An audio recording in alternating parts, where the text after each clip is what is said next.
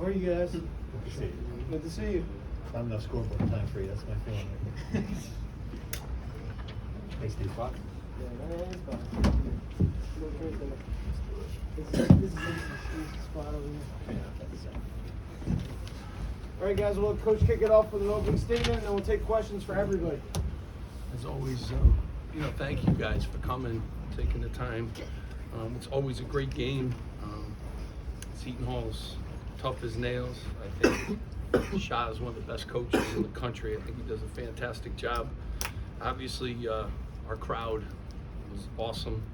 The whole time they've been great. We play our best game, missed 15 free throws, had 15 turnovers, and we still figured out a way to win. So proud of our guys. We certainly, got to get better, but give Seton Hall a lot of credit. We turn the ball over a lot, which is something that we don't do. We've been a very good foul shooting team. But they're good. He's a good coach, and it's the rivalry game too. They always come down to this, and Ace was great in the first half. Jordan, took care of things throughout the game. Dylan with the big shot down the stretch. So, a lot of good things, but we got to continue to get better. But appreciate everyone being here and love our fans, and students were great here early and loud. And I appreciate that. And I do want to shout out to Dickie V, who's cancer-free now, and he's a Seton Hall guy, but he's also a Rutgers guy. And, I got that news yesterday. Every year I go down to his events, and, he's an awesome guy. So I do want to tell him, keep it up, keep up the good work. Jerry. Steve, what's going through your mind as you're watching that final sequence unfold? Well, I mean, calm and cool, and, just got to figure out a way to win. The Harper seemed to have that late game heroics. Just kind of happy we kind of grinded it in the second half to put us in a position to win. And, obviously missed free throws down the stretch would have made it a little bit interesting, but wanted to keep the fans there throughout the whole game too. So didn't want them leaving early. So that's how this game usually plays out. Steve, and then back to For you two guys, any doubt in your mind when he took the shot that was going in? Coach Pipe drew the play up. I mean, I see it in practice every day. It's Dylan. I mean, so it was like, hey, everybody spread the flow out, work out. I mean, he shot the ball. Everybody else with the crash. He made it. He made it. Yeah, I told him I passed it into him. I wanted him to start catching the run, but he just wanted to catch it and start going. So I told him to hurry up, and he just told me to relax and then do what he needed to do. Bill. I mean, I don't know what's going through my head. I was just trying to win. I mean, the main thing that was going through my head, I think, was that exhibition game against St. John's. I turned the ball over the game. So, I mean, I didn't want that to happen. I just wanted to get the win. That's what we did. Steve, and then back to Please. Oh, okay. Who's me? Question is for Dylan. How clear or how much did you see the shot going in before and winning? What was your thought process in that last play? I mean, my thought process was just get the best shot possible. I mean, when I came to the sideline, did a little curl.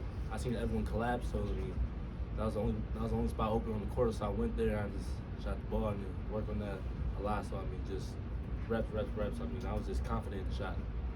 Right here, correct. Steve, what'd you tell your guys in the huddle before that final possession? Was the game plan for Dylan to take the final shot? Yeah, we're just going to win. We were going to win. So, we had the last possession.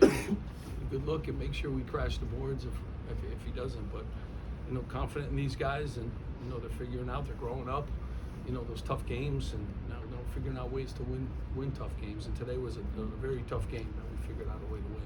John in the back. Yo, being from Jersey, ultimately, what did this matchup just mean to you, and how fulfilling was that one, especially, playing with that way? I mean, it means a lot. Just the years watching my brother play, just watching them games and tough rivalry games. I mean, people like scrapping, stuff like that, just playing their hearts out. I mean, I just wanted to come out here, and Coach Pike told the group, told all of us, I mean, this game is this is real rivalry. We're gonna come out there, we're gonna play Rutgers basketball. And I mean, we definitely could have played better, but I mean, the only important thing is that we won. That's what we did. Brian in the front. Coach, obviously, first half was Ace, second half was Dylan in the final shot, but how about the guy to your right here in the second half he had? Does a lot for us, draws fouls, is a good passer, gets to the rim. He's been very consistent guarding guys too down the stretch. you know, our bench is as important as anything. I thought Mike really helped us too in the second half with his pressure defense, and PJ makes a shot in the first half. We need everyone. Lathan, you know, is getting better on the defensive end, and some big rebounds out of him too. Jeremiah, 7 rebounds. Like, he led us in rebounding. You know, he wasn't having his typical night, but you know, you got to figure out a way to win, and you know, to have these guys and to see him grow, you know, right before me, I have a ton of confidence in him. You know, the way he, you know, showed up in the first half when things weren't going our way, and us figured out a way to get us, you know, 15 points in a half where we were turning the ball over at a high rate, you know. Just huge, but we need them all, and every game somebody different too. I trust my bench a lot, and you know, gotta keep getting better. And we got another test coming up, and we had finals week this week too, so they were grinding that stuff too. So kind of they deserve a day off. Great. For Steve and Dylan, obviously Ron hit the big buzzer-beating shot years ago to beat Purdue. What does it mean for Dylan now to have his own buzzer-beater in a game like this? I'm gonna go. You can I'm go. I mean, I think his shot was one of the best shots in college basketball. Beat #1 team in the country, 30 points, 10 rebounds, half court, lead for game.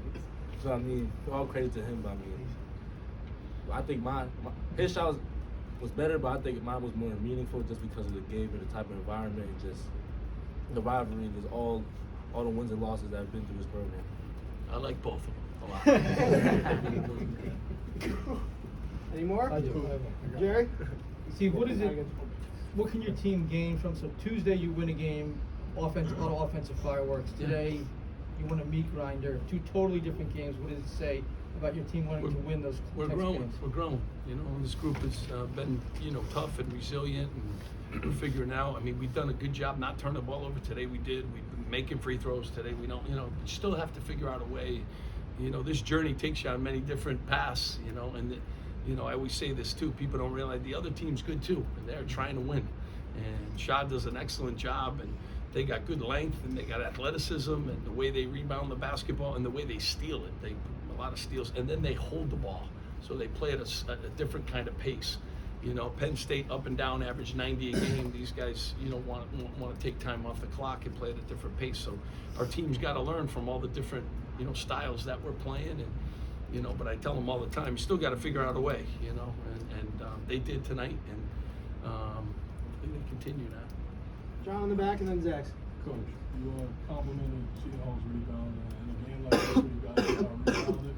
However, you guys did 50-30% for the game. You know, how important is that efficiency, and how can that be a weapon moving forward for you guys? Yeah. I mean, you know, again, you know, consistency is one of our things. We've shown signs of being a great rebounding team in certain games, and you know, this is one of their strengths too. They do a great job at rebounding the basketball. If we shot the ball better, there would have been less rebounds. You know, and the way we miss free throws, there's a lot of rebounds to collect off free throws. So sometimes when I look at rebounding stats, I kind of, we had a lot more missed free throws that they were able to rebound. So it kind of, you know, skews the numbers a little bit. But we got to get better in every area, and I think this team can. So, you know, it's an exciting part. We'll have a few weeks coming up here where I think we can do some stuff. Yeah, for Dylan and Ace, I mean, Dylan, you're a Jersey guy, obviously you chose Rutgers.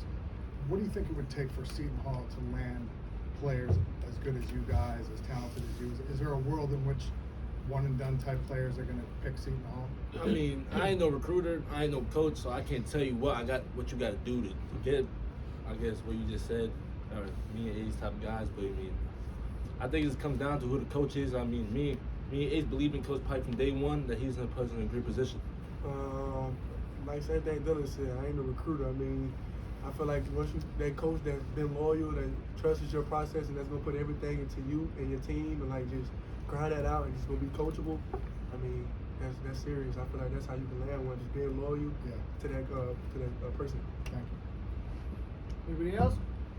Thank you guys. Appreciate it. Thank you guys so much for coming. Appreciate it.